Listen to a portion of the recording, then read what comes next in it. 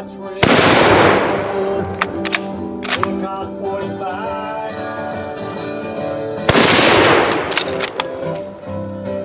She's more ammo than he probably should. Times here in Nashville neighborhoods, in the land of life is good. He's always shaking down in he probably wouldn't do it if he could. 'Cause life is good. He wouldn't leave it even if he could. 'Cause life is good.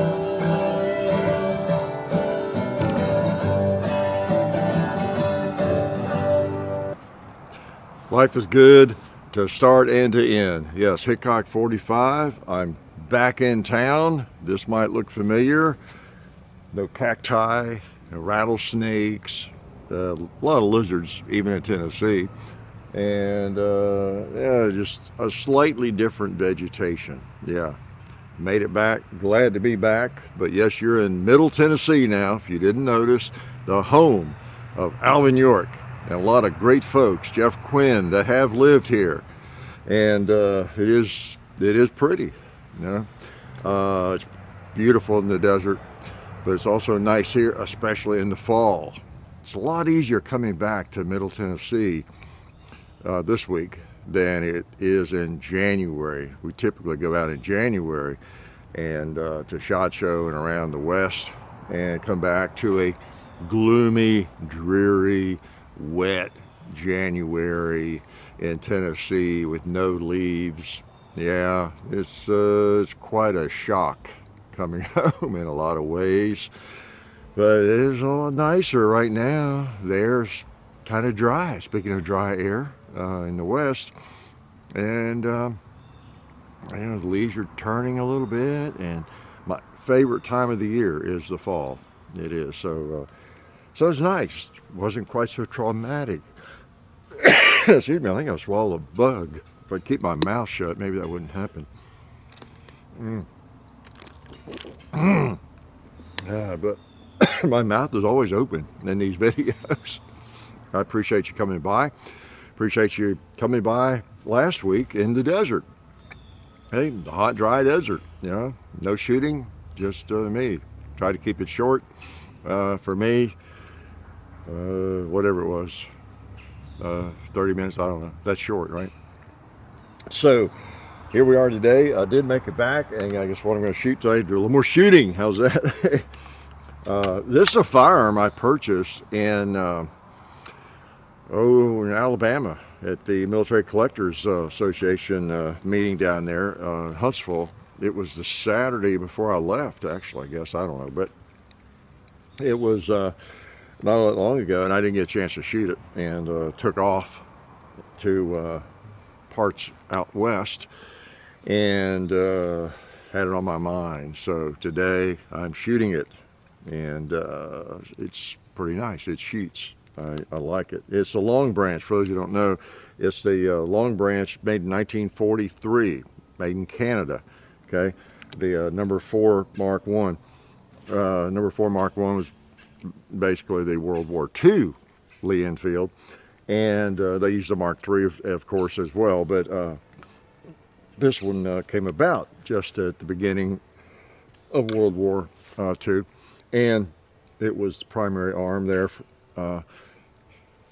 Over, again, I don't know, in terms of numbers,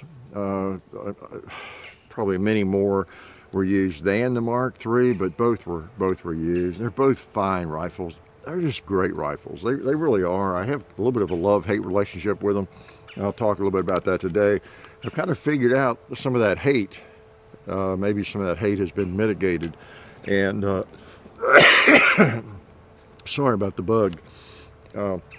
It's a little extra protein maybe today, not worried about it. I've probably eaten a lot of bugs in my life. And yeah, I think it was a gnat or something. Maybe it was a wasp. Jumped right in as I was opening. But I think that's, knock on wood, cross my fingers and all that I'm not sick more than I am, because I grew up eating a lot of dirt, bugs, and drinking out of the hose, all that stuff you hear old guys talk about. And, you know, hopefully, and even from evidence, I guess it helped my immune system. I feel like I have a strong immune system, at least always have. Nobody's immune to the end because there's nobody that's living that's been around for 1,000 years or anything. So, you know, time gets everybody. But I, again, knock on wood, I don't get the flu and I don't get all that. I get a cold occasionally, but I'll skip a year, sometimes 2 years, and not even get a cold. So I feel like my immune system is pretty strong. And I blame some of that, credit some of that with just over the years not really worrying about every little bug. I'm not germophobic or anything like that. So anyway, let's so I'm gonna shoot that. Also gonna shoot this 357 Magnum. Yeah, always good, huh? Big revolver, big in-frame Smith & Wesson. This is the one, I've actually owned one of these. And you know, I have the Model 27, which is the same gun, except this is the plain Jane kind of version of the, and this one's really plain because it's well used, but it's the, in fact, this is the Highway Patrolman. Says it right on it, Highway Patrolman, and was, you know, made for, I don't know, made for, you know, quote unquote, police use maybe, because it wasn't pretty and didn't have the extra finish and the beauty and some of the checkering and design on the top straps. It's just plain slick. Excuse me. Things that you don't really need, and just a duty gun, a working firearm. Whereas the Model 27, which is this gun, the better finish and all that, is just a gorgeous firearm. It's comparable almost to the Python, really. It's just, they're just beautiful 357s, both of them. So this is kind of a working firearm. That's why they call it the Highway Patrolman, and some Highway Patrolmen used it and adopted it. You know, this is back in the day when, you know, the first 357 Magnums were an in-frame like this. So big, we think of this as a massive gun. I still do. You know, I have a lot of massive guns, and I like them. But to carry on duty, whoa, big old gun, okay. How many pounds can you handle on your duty belt, or just anybody, you know, on your belt? But, you know, it was kind of like the old new service revolvers. You know, if you wanted a big caliber revolver, powerful revolver, it was going to be, for a long time, a lot of decades, it's going to be a big, fairly heavy, you know, revolver, wasn't it? And so until the, I guess the Model 19, Model 66, you know, came along in the K-frame size, and now, my gosh, you can get 357 in a firearm you can stick in your shirt pocket. You might not want to shoot it 1,000 times, but I mean, you know, the metallurgy and all that is technology has moved. You know what? I've never even shot this. This is one I borrowed from Simpson's Limited. Okay. And, you know, they handle just the, mainly the classic firearms or vintage firearms, and have lent us several firearms for videos, and appreciate that. So, you know, it's great. I saw they had this, and every time I see one, I wish I had traded that. I'd like to do a video with one of those. And I saw they had one, and so I requested to lend it to us if they would. And so anyway, appreciate Simpson's Limited for sending this along. I'm going to shoot it for the first time. Probably not the first time the firearm has been fired. It doesn't appear, right? But the first time I fired it, I have no idea where the sights are. Meant to bring a screwdriver over here, didn't do it. 38 Special. Let's start with 357 Magnum. And how's that? Let's see. Yeah, let's go ahead and shoot this. Well, what'd I do? There we go. I may not, well, you know what? I may not have brought anything but 38 Special. I think that's all I brought. Is that, or I put some of these back in the wrong box. Oh well. So let's shoot some 38. Let's shoot 38 Special in it today. How's that? I brought both. Well, I thought I was bringing both, some 38s, and because anytime we do a 357 Magnum video, this is just shooting around, messing around, of course, on Sunday, but I always like to at least have both on the table. And as you know, I usually shoot both, right? All right, let's take a couple shots of this. Let's put a couple on the target. All right, October the 11th.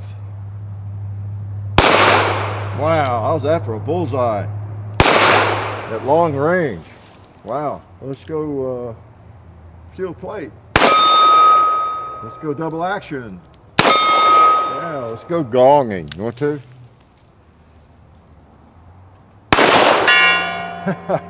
That's funny.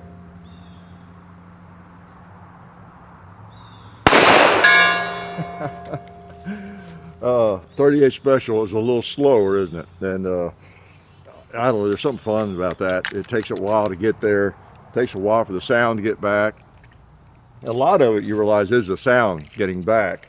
There's a lot of misunderstandings about that. Now, obviously, a low-powered 38 or any caliber, it takes a little while to get there.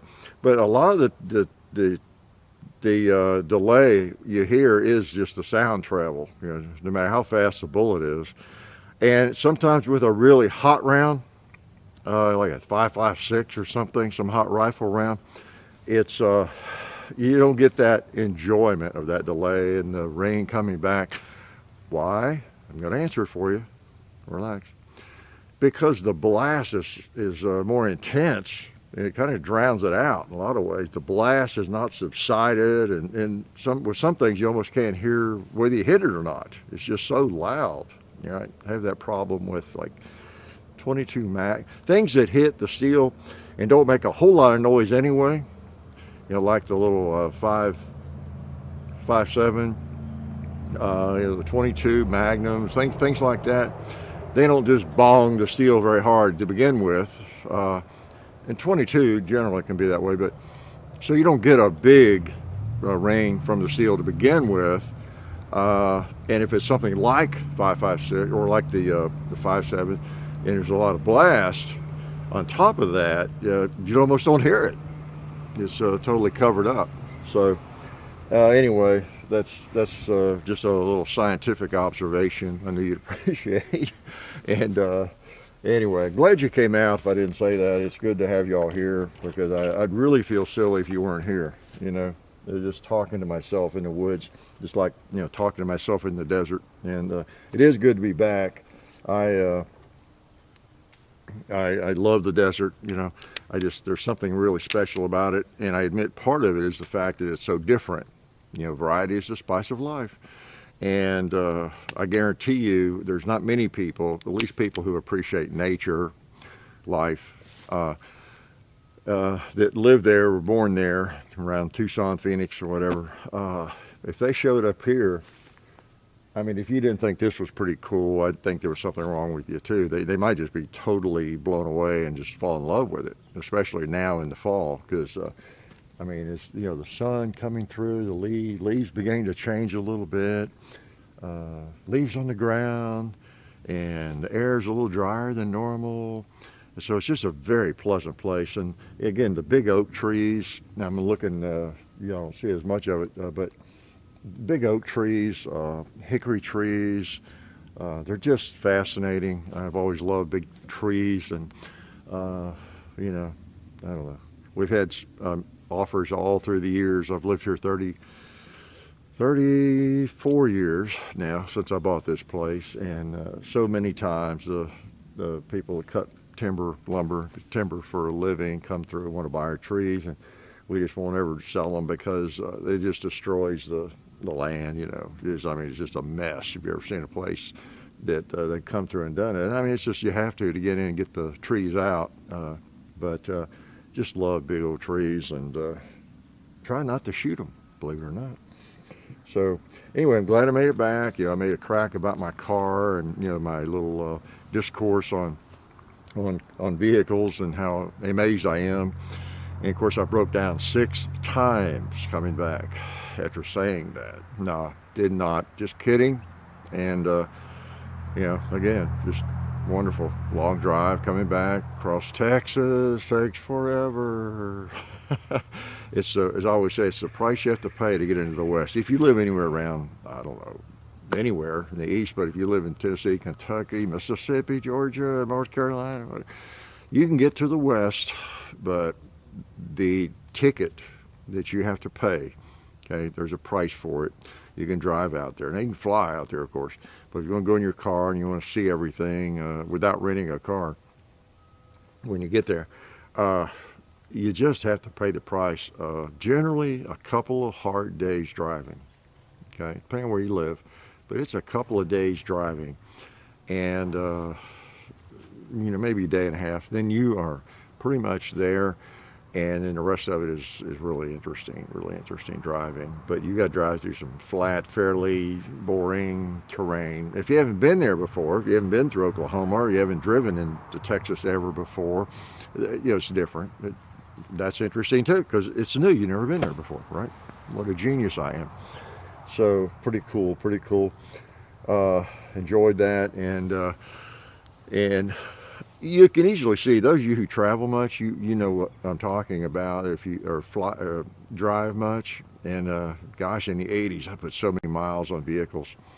You all think I've shot a lot of bullets. I've also driven a lot of miles in my life, and don't mind it. I kind of enjoy it. But I traveled all over the place, much of it in a car in the 80s, and a lot of it flying. But you develop this relationship with your car, what I'm getting at. Just like an old cowboy or somebody in 1850 would with his or her horse, all right? If that horse has proven reliable, get you where you're going, good friend, it's just, it just is. A car is an inanimate object, if y'all hadn't figured that out. But still, you get in a car and you drive 4,000 miles like I did, and you have no trouble. Everything works. You got home and had few extra bugs, of course, glued onto it and that kind of thing. I normally don't, I've gotten lazy over the years. I don't wash my own car that often, just every now and then. I go through a car wash, but I knew they wouldn't get it all off. And so I got some hot soapy water, special solution and all that. Put ballast off. No, I didn't. I have used that on bugs, and it actually works, it's going to be oily, but yeah, in fact, I used that, I don't know, what car, I've used it before in the past. Just if I knew I was going to be driving through a lot of bugs, like put some on the bumper in the front of the car, and just it would keep it kind of greasy and the bugs wouldn't stick. Another use for ballast off, right?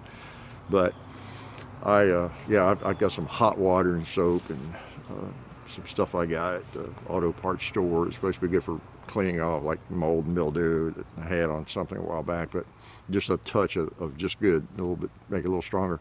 But anyway, got all that off. And just to reward the old boy. Is it a boy? I don't know. I don't know about that one, about that gender. But anyway, I reward the old girl, the old boy, or both, for getting me through without any trouble and everything working. So anyway, y'all know what I'm talking about. Before I go too far, be sure you vote, please. I gotta remind you every week, not that, what I say, affects you that much, but please, if you haven't voted, hope you still have time to register and vote. And I won't belabor that point. The closer we get, it's just so important, because all the craziness and what people say and the personalities of everybody and all that, it's so easy to be confused about all that. And I'm not adamant about many things. I don't really think I am smarter than other people or anything. More perceptive even in some ways, maybe, but less perceptive than others. But one thing I really have come to, I think, is a fairly smart conclusion on, as I have said in the last week or two.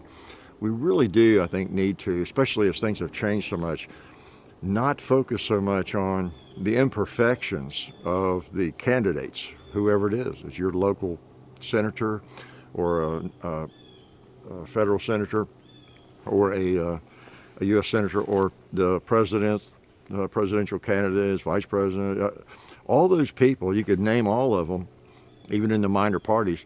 You could name every single one of them and have a long list of negatives and positives, right? About their personalities, their background, stupid things they've said, stupid things they stand for, just whatever. You really can. And all of them are a turnoff to somebody, to a lot of somebodies. They're a turnoff, in some ways. And I think that sometimes gets us into trouble. We really have to look at the platform. Think mostly, as my advice, think mostly about how, if that candidate wins, it's going to affect the country and your life. Okay? How's it going to affect the country, short term, long term, and your life, and all the various things that might be important to you? Okay? Freedom of whatever, religion or moving around, whether it's immigration, border issues, whether it's abortion or whatever it might be that's important to you. Okay? The economy, how the economy is going to go, what makes the economy run more smoothly, where money comes from. Do you have any sense of how economies work, and all that kind of thing? So, taxes, taxation, taxing people more, make it a better country, or what effects all those things have.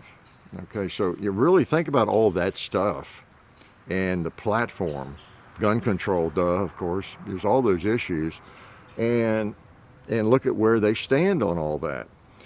And then really almost ignore the rest of it. The debate doesn't matter. It doesn't matter who gets the best of somebody else in a debate, who makes a great point about this, who knocks on your door, who shows the most commercials in your living room, who has the most commercials on social media, who sounds the best, who makes the best point in social media on an ad, who's most handsome, who's most gorgeous, what color any of them are, what religion any of them are.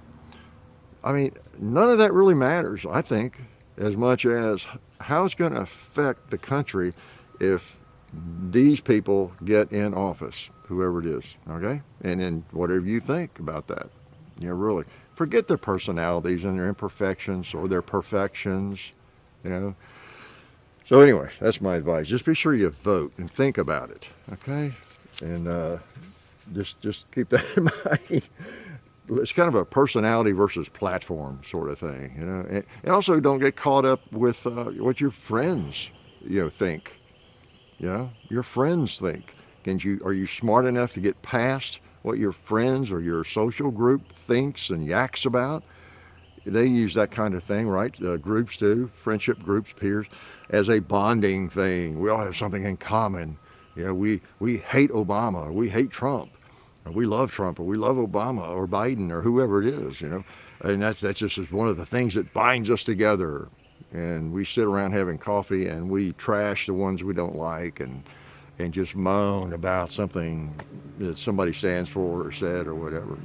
None of that stuff makes much sense. Doesn't do any good. Look at the platforms. Look at the platforms. Think for yourself. Be independent. Oh yeah. What else am I going to preach to you about? I'm going to shoot more. Can I shoot? All right. 303 British. In case you didn't know. Where is it? There we go. 303 British. Great round. The history of this rifle, we have several videos on these rifles, and you'll see one on this one. It goes way back. It really does. This cartridge started out as a black powder cartridge. Went through cordite, smoke. I mean, it's just, the history is amazing. This thing is used so long. I got a clip that's a little stiff because I have loaded them correctly. I will say that. No, these are the ones that were. Try that again.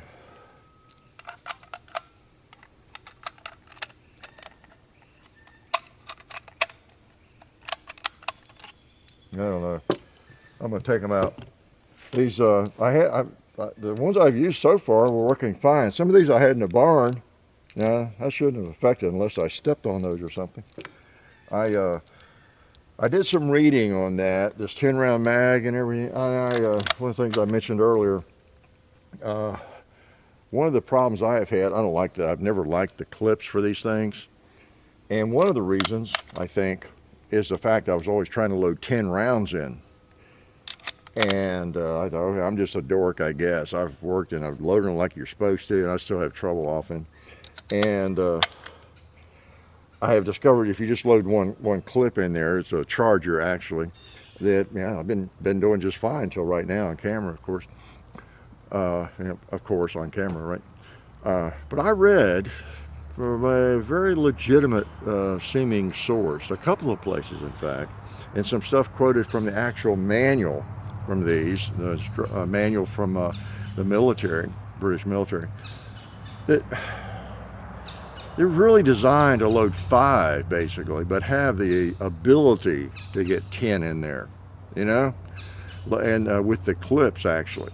Load 5 and maybe top it off singly by hand for the most part. Now, sometimes you can do both clips and it'll work fine, but I read one account where there was a trainer or a drill instructor said you're going to have problems part of the time. I see problems out of whatever 10 or 20% regularly if you try to load both of them in there on top of each other, if the clips are loaded properly. Okay, and I felt so much better after reading this. Well, bingo. Okay. And I've always said that, yeah, you got a 10-round magazine. And a lot of people think, well, that's twice as good as anything else, a Mauser or whatever. Well, if you got 10 rounds in there and they're loaded properly and it's working, no rim lock, and you're attacked with some massive horde, the enemy or whatever, yeah, that's a little better, but not as much. I think there have been studies and demonstrations of just loading 5 at a time and shooting, loading 5 and shooting. There's just not much difference. There's not enough difference to mount anything, especially to buy problems. So I feel better that way. I better after reading that. It's not just me. And so I just regard it as a 5-round magazine, okay? Until I'm under attack. How's that? Until I'm under attack. Let's shoot this thing.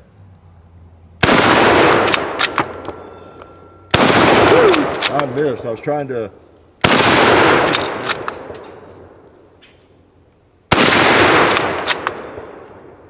All right, let's pick one off.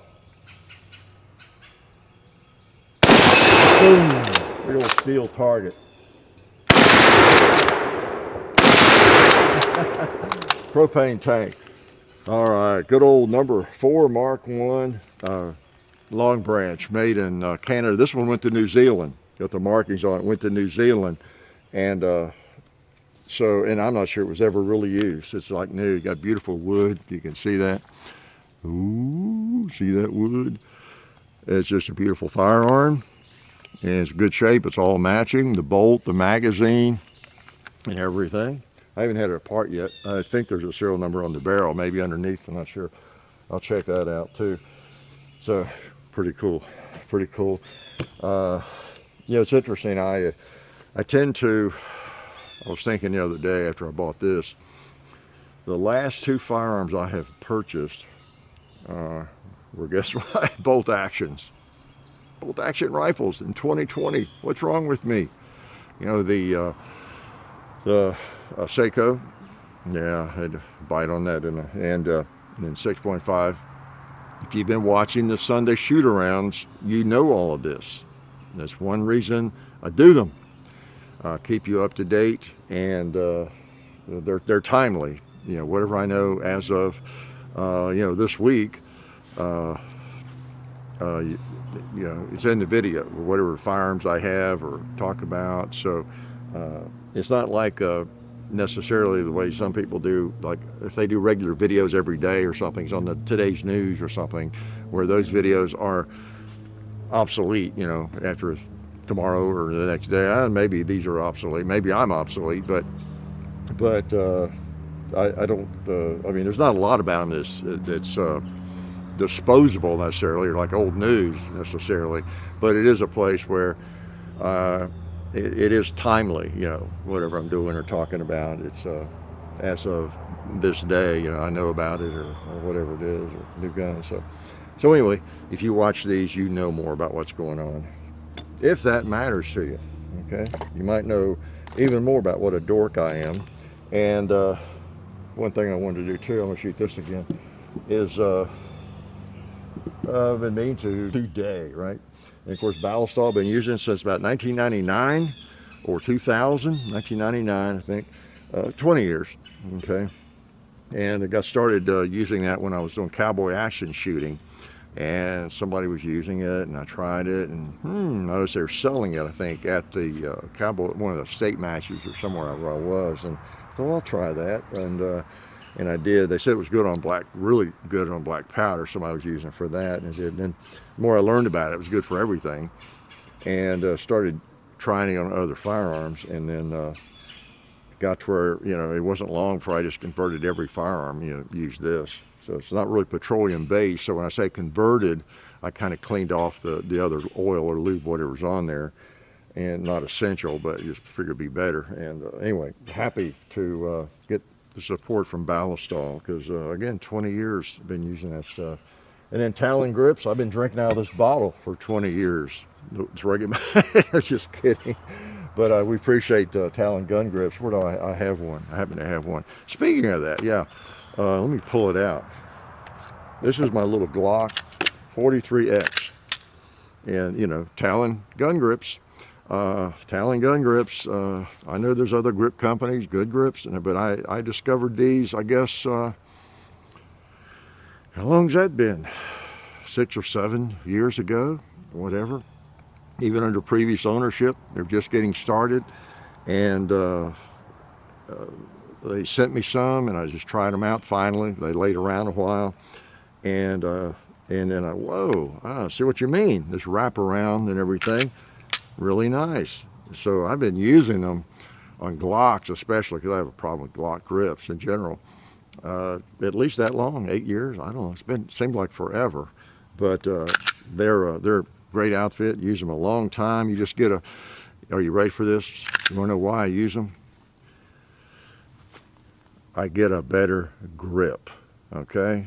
Yeah, they're called the gun grips, Talon gun grips, and I get a better grip, and that's why I use them on just anything I put them on. Now, occasionally you'll see where I Frankenstein them a little bit, and I've done a little cutting myself and added underneath to get rid of the hump, you know, on some of the Glock models and that sort of thing. But yeah, there's going to be on top layer the Talon gun grips, and well, underneath as well probably. But yeah, been using them a long time, and they just cause the firearm to fit like a glove. I started out using the granular ones, the sandpaper like ones, for a long time, and I like them. I mean, you cannot match that grip for sure. But I don't know, in pocket and against my body and everything. I finally tried the rubber. People recommended that, and they're fine. They're fine too. So anyway, Talon gun grips, appreciate their help. They're just, they turn a firearm into something you can hang on to. And I think you can actually shoot it, because I used to do this stuff when I was competing. I'd wrap something on there. Talon didn't exist then. But where's my magazine? I would wrap things around there, because you actually, again, you get a better grip on the firearm, and even for follow-up shots and everything, it just helps. You got a better grip on it, you know. So anyway, really appreciate Talon gun grips, more than I can say. So anyway, we're going to spend another second or two with the people that help us, because I just really do appreciate them. And I'm going to shoot this gun right now. Is that okay? All I've got is 38 Special. I'm sorry. I'm going to put, I think I have some of these metal jack. I think these are even slower. I'm going to shoot the gong with one of these, okay? There we go. 6 of them. These things hold 6. Lordy, they ought to, right? With a big old cylinder like that. It's an end frame. You know, it's an end frame. What can I say? All right. These end frame Smith & Wessons, they did not seem as big, I guess, probably to people in the 50s, you know, well, 30s, 40s, 50s, 60s even, right? But once we got the Model 19, Model C, the K-frames, in 357 Magnum, K-frame has been around a good while, but as far as 357 Magnum, and then even smaller, you know, the Model 60 and different smaller frames, J-frames, and 357 Magnum, then, wow, they seem a lot bigger. All right, let's put one of these on the gong. I might have to shoot and then turn around and wait for a little bit to hear.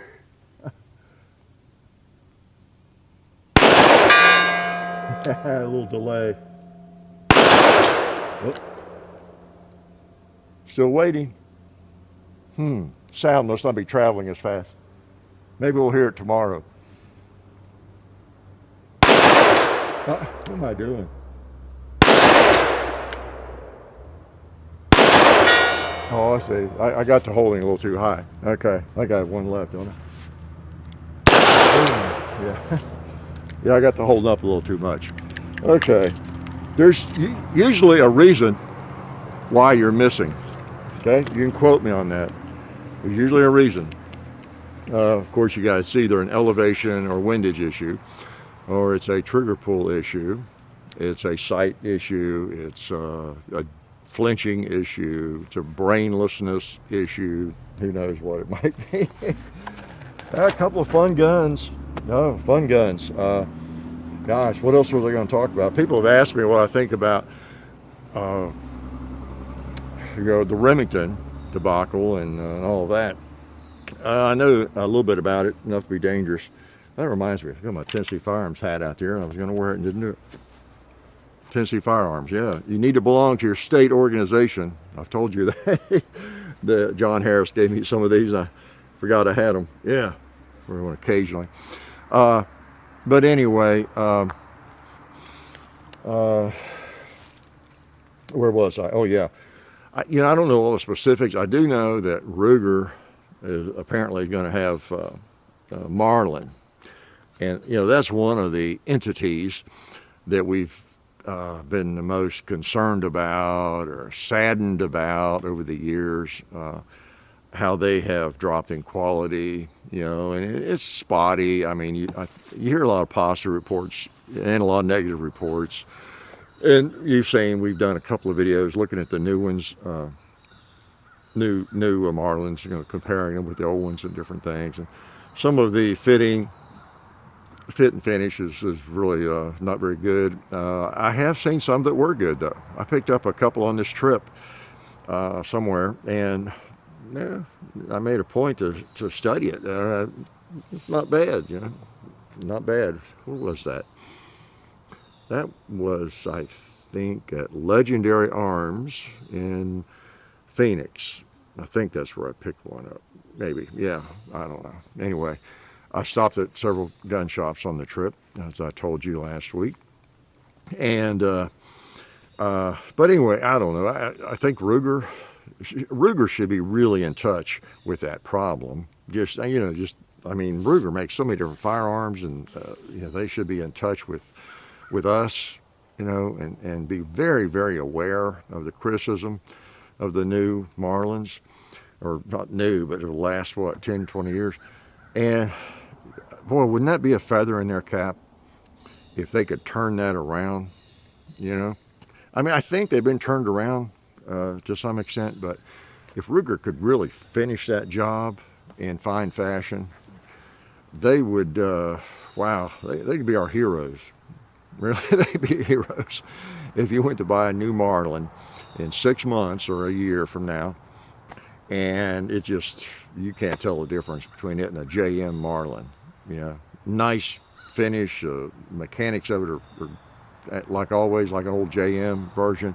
The wood, the fit is great, and not only great, but a nice grain to it, and a nice finish. The actual, like whether it's varnished or whatever, that finish, the fit and finish covers it, right? Fit, finish, and wood grain, and just all that you just can't tell the difference. Wouldn't that be cool?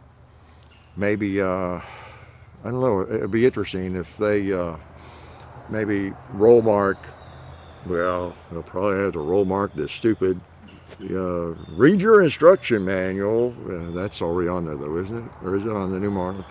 But in that sense, it'll, maybe we wish it didn't look like a Ruger, but there you go. Wouldn't that be cool if they didn't do that, or they took off whatever is on there and they put it in the instruction manual in big letters in 10 pages like most of them have. Say, guess what? This is a firearm. If you pull the trigger when any part of you or anybody else is in front of the barrel, it could be dangerous. Or, just get all that out of the way and somehow avoid putting it on the firearm, okay? Like, that has saved so many people. Don't you imagine I pick up this gun to shoot today.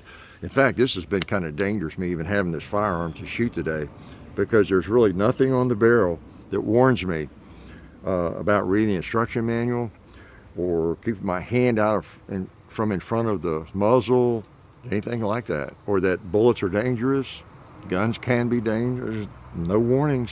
Wow. Whew. Could have been bad, couldn't it? That would be great anyway, wouldn't it, if we could get rid of a lot of that. But I don't know if they would roll mark maybe something on there, there'd probably be some indicator as to, this is a Ruger model. I don't know what that might be, but a big R on it somewhere. A small R, make it small. And when you pick it up and you see that R and you say, wow, just like when you pick up one that has JM on it, you're expecting a fine gun, and generally that's what you see, don't you? And the feel of it and the action and everything. So anyway, the challenge is yours, Ruger. Hope you meet that challenge, because a lot of gun owners have their hopes up. They really do. So anyway, that's all I know. I know some of the other entities, where they went and all that. I haven't studied up on that a lot. I don't study up on anything a lot, right? It's takes your brain power. And here I am going too long. And I'm going to shoot this some more. Let me try one of these other clips. Chargers. They're technically a charger. Okay. There we go. Because the clip doesn't stay in the firearm. Okay. Or the clip does usually stay in the firearm. The charger doesn't. All that kind of stuff. I don't know. So let me shoot it. Okay. Good old, again, Long Branch, number 4, Mark 1.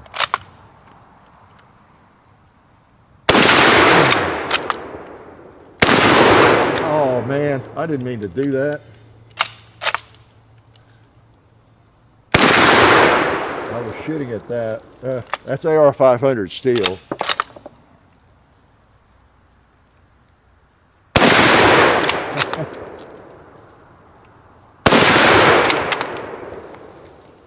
Click.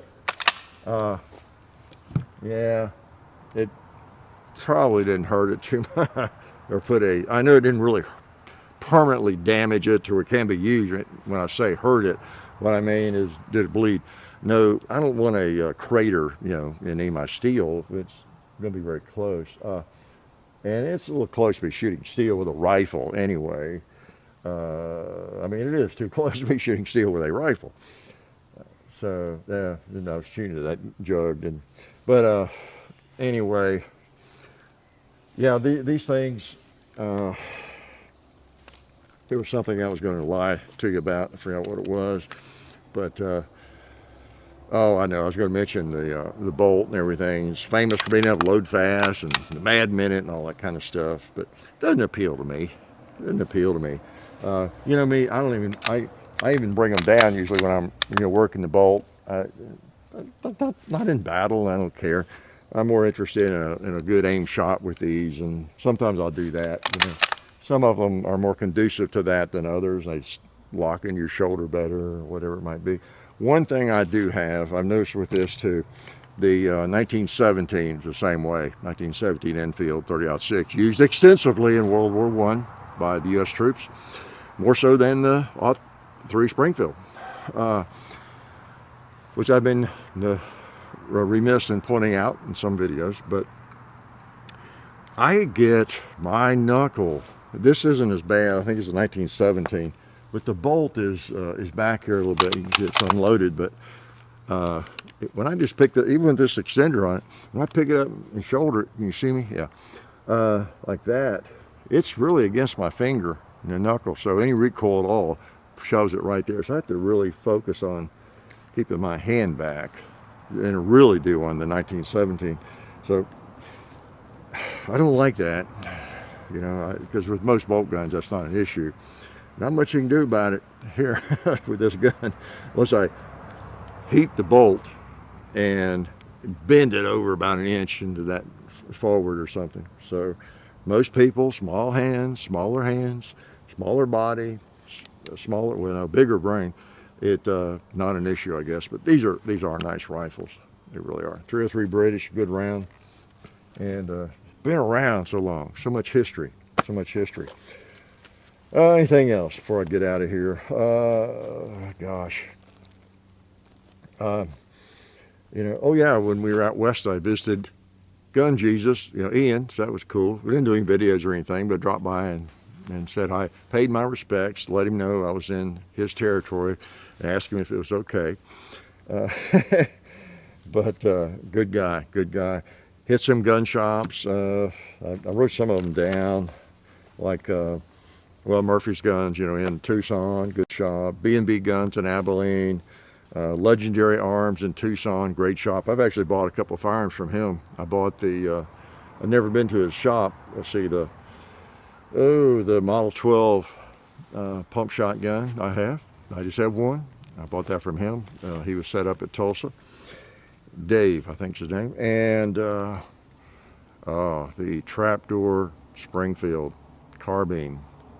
Yeah, that we've done just, I guess, one video with. The carbine bought from him about a year ago in Tulsa at the gun show. So I wanted to get by his shop. Any shop that has that kind of stuff and it's called Legendary Arms sounds like my kind of my kind of gun shop. So I one day just drove up to Phoenix, hour and a half, just to drop in there. Good people.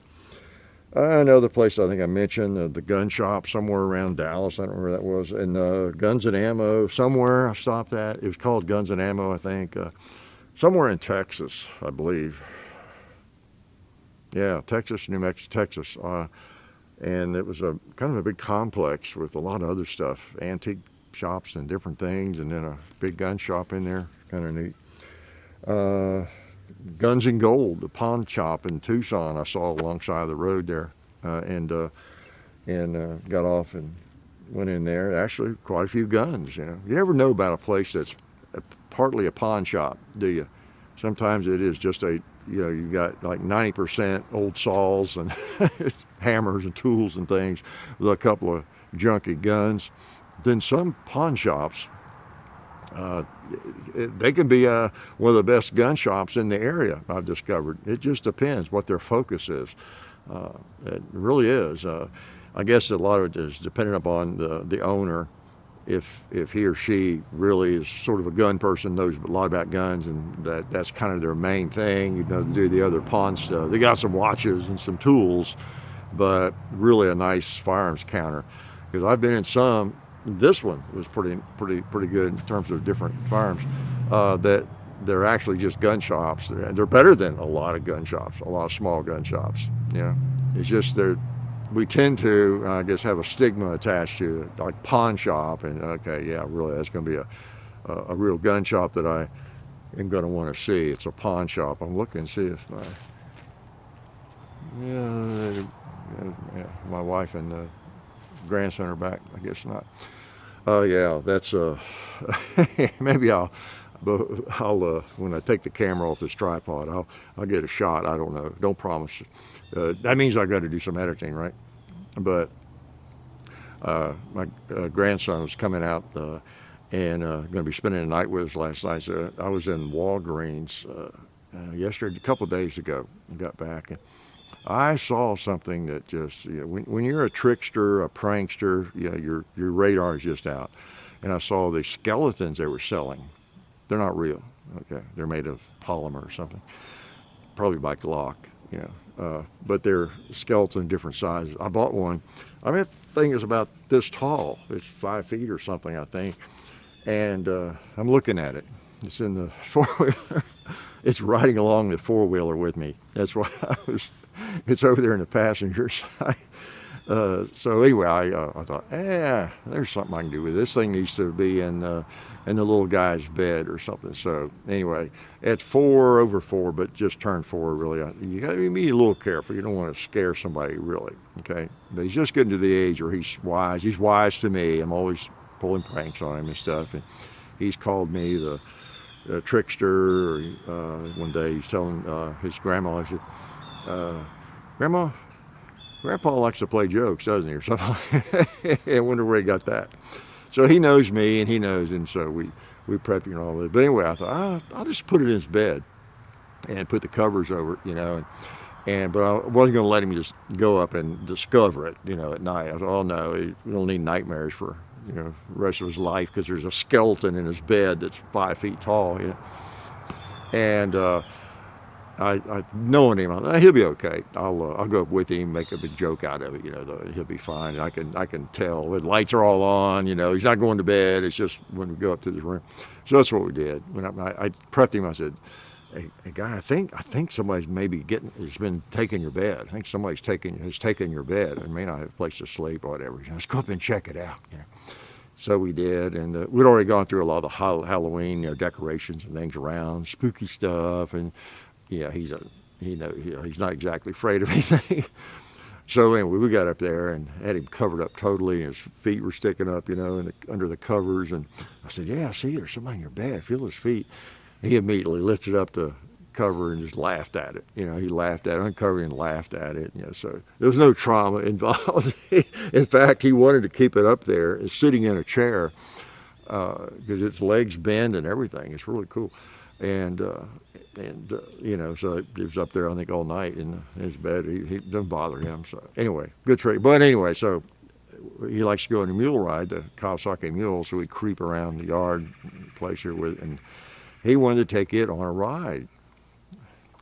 So there it is. It's sitting in the passenger side because he always sits right up against me, and I hold him, and beside me, so kind of in the middle. So we went for a little ride with Mr. Bones, this morning, and he's still there. So we'll leave him in there for a few days, maybe another ride. So anyway, if you see me on the road, which I'm really never on the road with this thing, but if you see me riding around my place and there's a skeleton riding beside me, I haven't totally lost my mind.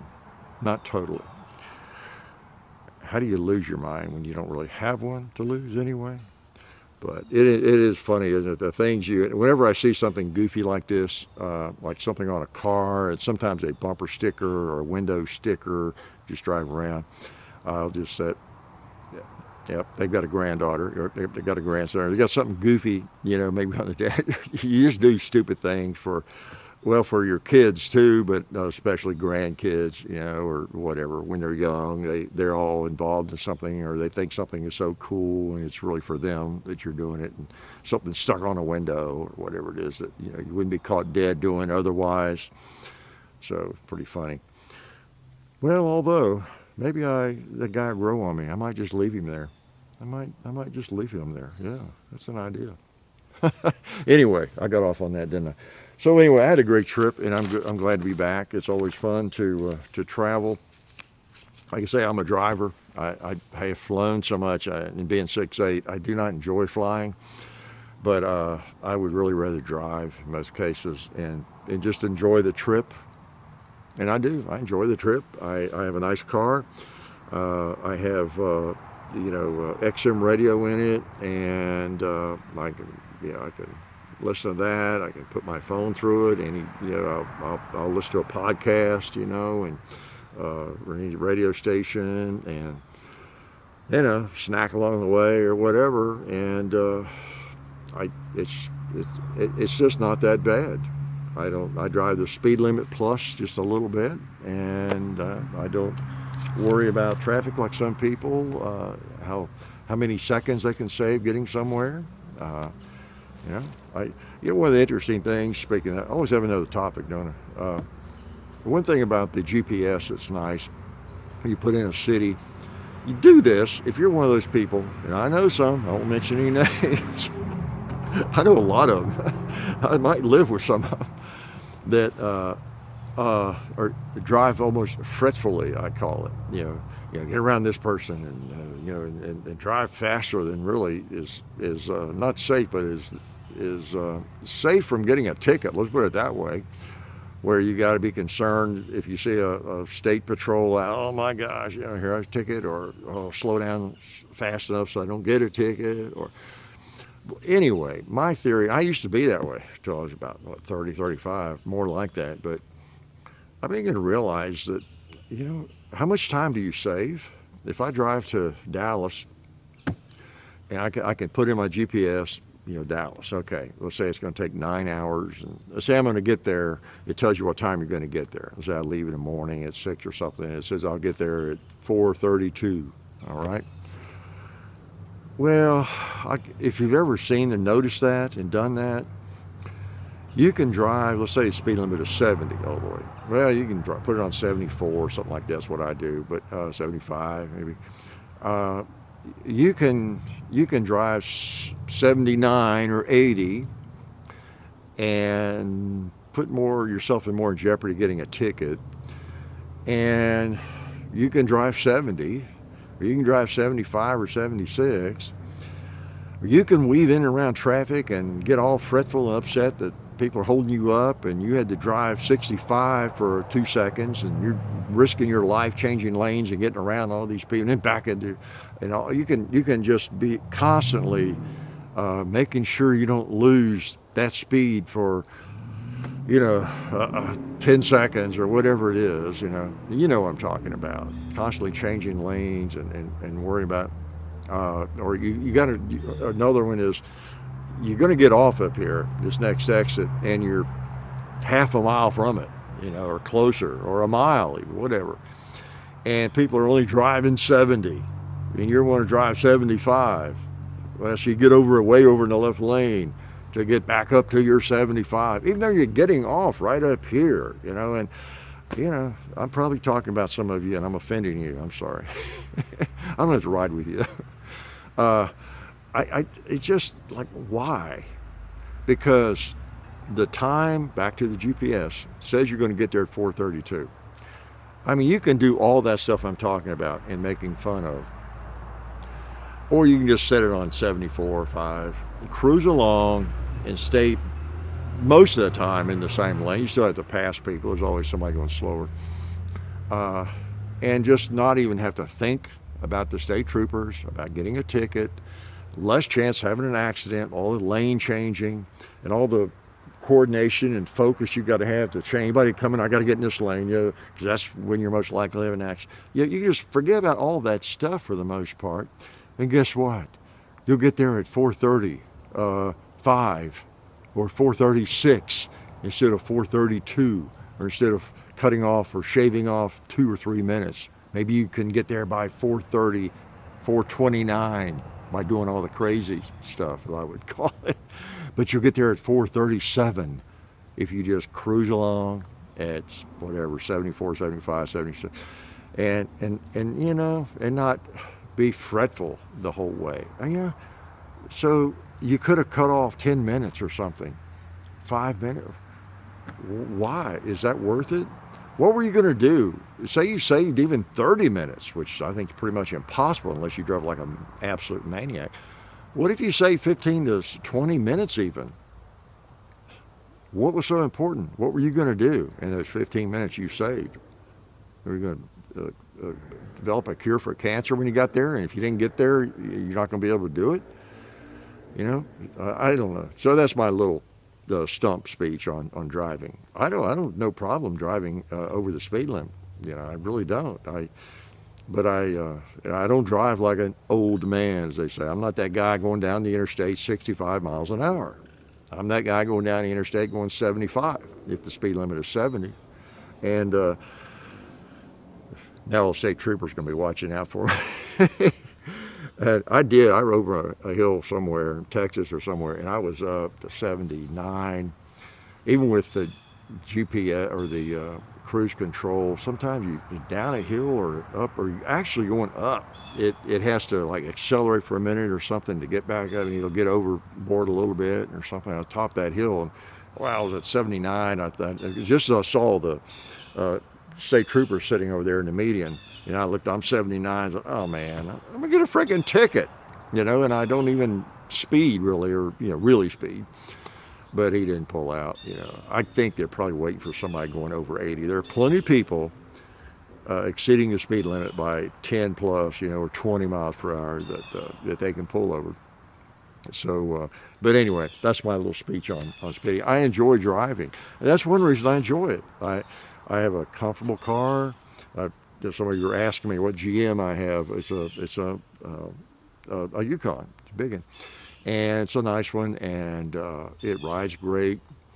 Plenty of room for me, my big ugly body. So, then I've got all the conveniences of home in there, like I say, radio and everything. So way more comfy than an airplane, okay? So I enjoy the trips, and because, you know, it's funny, whenever you take a trip like that, you always end up somewhere different. Yeah, you can write that down. And it's fun going to the desert, hanging out in the desert, way out in the desert with John. That was neat. We had a good time. You saw the 2000 video, I guess. The Sunday shoot around we did a couple of FAQs or something you'll see still from the desert, and had a good time. It was good to get away. I guess I didn't catch anything, you know. Never know. So hopefully you haven't caught anything.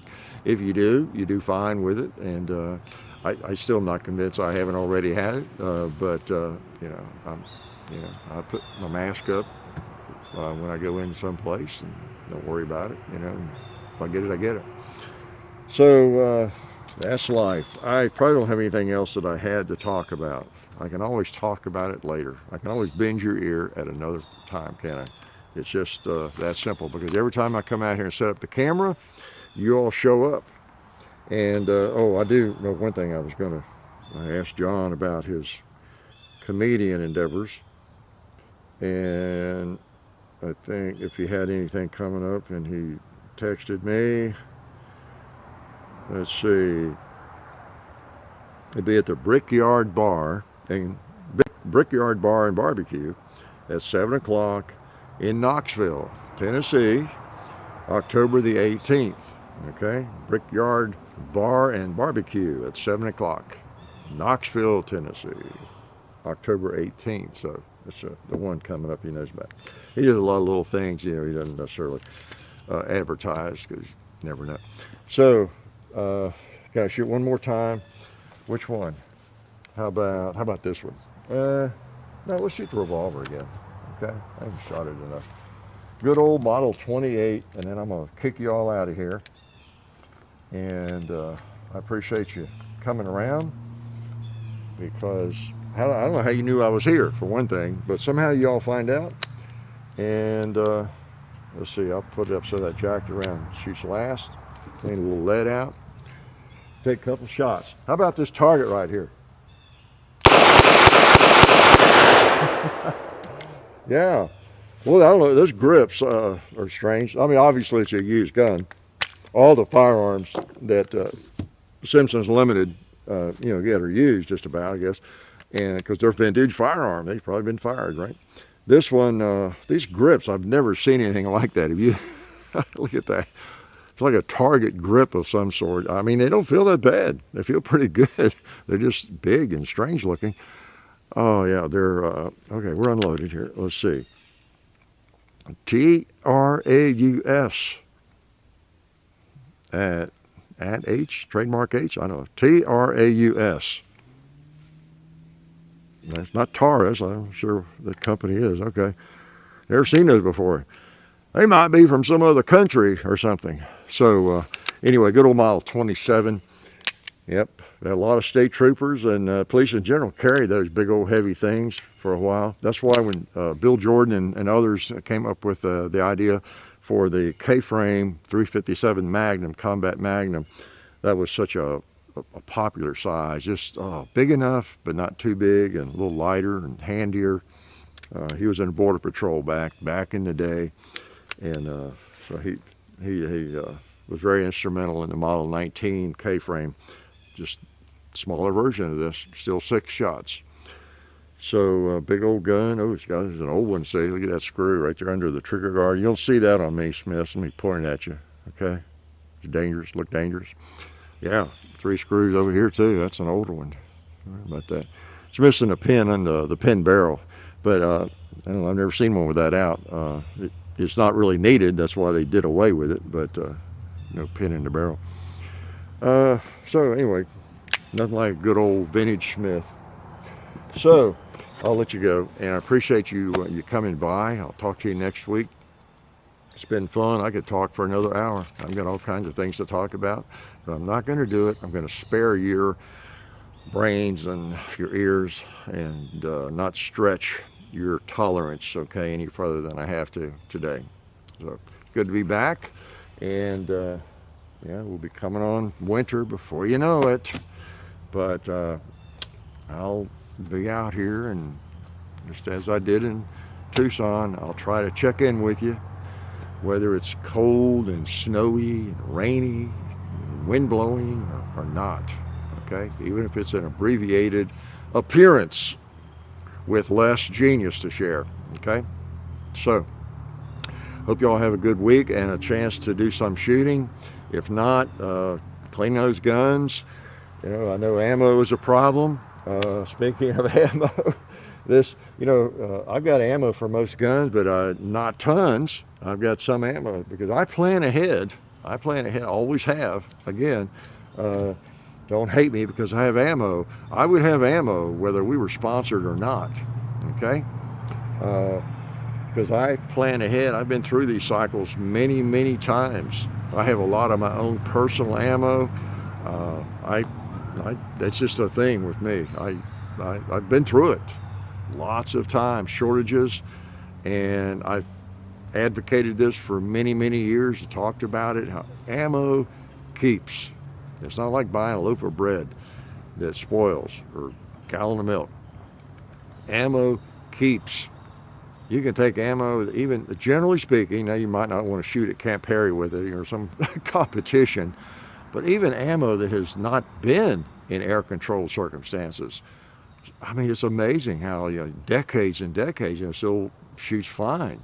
Now, I don't know, again, if you put on a chronograph, you might get more variations or something, but for just general shooting, you wouldn't really generally know the difference. So, if you're keeping it in the basement or in somewhere in air conditioning, in the house or whatever, I don't know what the life would be. I don't know, 500 years? I don't know. So ammo keeps. And guess what? There's a news flash for you. It's not going to get any cheaper.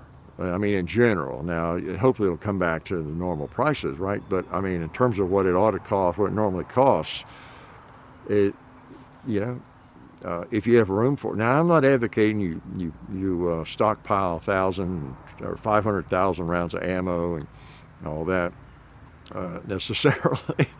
Don't do that. But ammo keeps, so you should have a few boxes. You should think about these times coming. And as I said, dollar cost average your ammo and just have some ammo, all right? Even if you can't shoot as much, like right now, you can't just go out and indiscriminately, blow through as much as you like to do. At least you can take a firearm out if you've been planning ahead, and you can take a few shots. Yeah, I mean, I haven't shot that many with this gun. This is fine. Go out, shoot a gun like this, a couple of cylinders, and just enjoy it. Make sure the sights are on, and then clean it up, and just have an experience with this particular firearm. You don't have to go out and fire 3 boxes of ammo with it to enjoy it. Just the way I am. Okay, so anyway, yeah, I know there's a lot of ammo envy going on. You can't help it, but like I say, I would have ammo whether we had assistance or not, because one way or the other. Because I just been through that, shortages and cost rises and all that sort of thing. So anyway, hope you have some, at least, so you can get out and take a couple of shots. Doesn't have to be a lot of shots. Just take enough to justify cleaning that firearm, because that's half the fun. If you don't think that's half the fun, you're not a true gun nut. You're not, okay? And as usual, branch out. If all you have are black rifles, one of these is fun. One of these bolt guns is fun and historical, okay? Branch out. Please, don't be a mall ninja. And also don't be a FUD and think there is nothing but a revolver.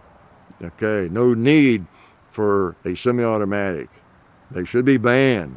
Don't be one of those people either, okay? You got too many extremists today on one side or the other. Even within the firearms community, whatever that is, over 100 million gun owners, so the firearms community is almost everybody, right? Almost every adult. You know, we get right down to it on average. But so anyway, don't be on an extremist and judge everybody unless they need to be judged. How's that? So I'll shut up and let you go. And anything that I was going to talk about, I'll save it. And remember, vote and be planning for it, and be studying the platforms. Be studying the platforms. Do not get caught up in personalities, whether their personality is not very desirable or their personality is desirable. However you find that person, you know, that person reminds you of an uncle you hated or an aunt you hated, that politician, an ex-husband, an ex-wife. Forget all that.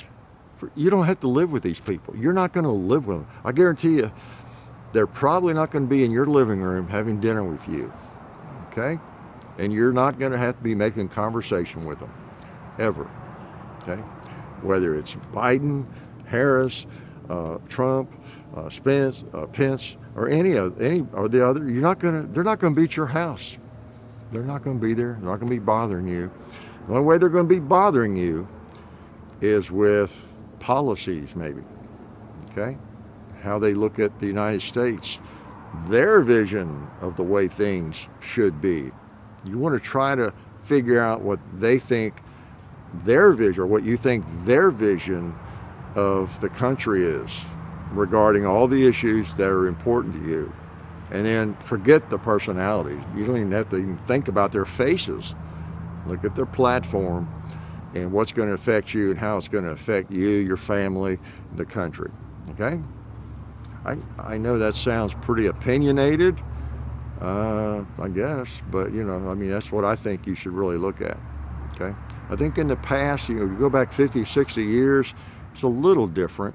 You look more at the person, and you still do to a certain extent. We don't want some goofball that, you know, is run over by foreign leaders, you know, and told what to do, and is too dumb to figure out when they're pulling the wool over his eyes or her eyes, or we don't, you know, within reason that matters. But by and large, it's the platform that's so important, you know, today. What's going to happen, how it's going to affect you and me and our freedom. So I'm going to let you go. I'm going to shut up. It's hard to do, isn't it? I'm going to shut up. So you know what I'm going to say, because it's true. Even with the imperfections and all the negatives, you know, life is good. Okay, here's Mr. Bones I was telling you about. I put the infield in his arm just in case he needs some protection. So he's riding around with us today and tomorrow, next day maybe. So he doesn't look too healthy, does he? At least he has a nice rifle. Okay, he can ride shotgun. He's riding shotgun with me on the way back to the house. So that's what I was telling you about. I might stick this in the video somewhere. If I do, you'll probably know it, right? So I don't even have to talk about that. But it's going to require some editing. Oh no! But there he is in all his glory. Pretty cute, huh? You can tell it's Halloween almost.